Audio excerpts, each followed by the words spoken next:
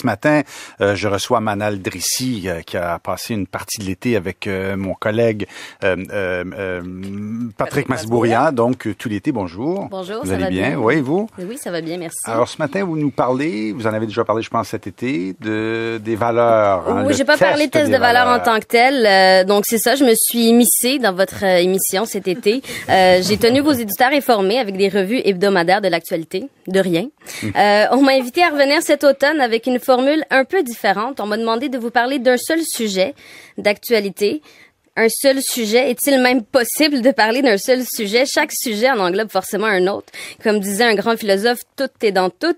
Ah bon? Mais je n'ai pas baissé les bras que non, Alain. Personnellement, la résiliation, c'est une de mes valeurs. Et que suis-je sinon le véhicule par lequel mes valeurs se répercutent dans la société? Et justement, c'est un sujet d'actualité, les valeurs. Valeur. Quel beau mot qui glisse aisément sur le bout de la langue. Un mot aussi passe-partout qu'un plumeau Swiffer. On peut parler de valeur monétaire, de valeur sentimentale, de valeur identitaire, de village des valeurs. C'est la carte joker des décisions politiques, les valeurs. Quand on veut s'attaquer à l'immigration, on parle de protéger nos valeurs occidentales. Quand on veut s'attaquer au Moyen-Orient, on parle de partager nos valeurs démocratiques. C'est de valeur, mais le mot valeur, il y a comme plus de valeur. On l'a galvaudé à lui en faire perdre son latin. Valeur du latin valor qui signifie force, puissance, vigueur. C'est de valeur. Le mot valeur avait tout ce qu'il faut pour être un grand mot. Merci aux politiciens d'en avoir fait un gros mot. Quelles sont-elles, ces fameuses valeurs québécoises qu'on nous sert à toutes les sauces? Des années que nos politiciens jurent que nos valeurs sont menacées et pas un ne s'est aventuré à les nommer et à les définir.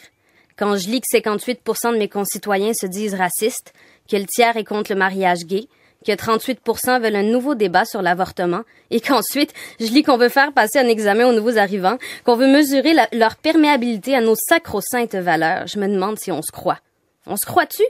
Quand on brandit la lutte féministe en trophée pour justifier la mise au bûcher de la femme musulmane, quand on l'érige à la fois en victime et en coupable, qu'on veut la déshabiller au nom de la liberté, qu'elle exploite quand même ces femmes voilées, être à la fois au cœur du débat et exclue des échanges. Peut-être qu'on devrait voiler les 17 500 Québécoises qui, chaque année, déposent plainte pour violence conjugale ou infraction sexuelle, question qui bénéficie, elle aussi, de nos valeurs. Je me demande qui se pose en menace aux valeurs québécoises entre moi, immigrante de culture musulmane, et le maire du Saguenay, qui occupe un poste de pouvoir et insiste pour mêler la religion à l'État. On ne semble pas heurté dans nos valeurs quand la CAQ, qui propose de tester les nouveaux arrivants, dis-je, sur l'égalité, compte à peine un quart de femmes dans son parti. Ou encore quand notre système d'éducation échoue lamentablement à enseigner notre chère langue française à 53% de la population.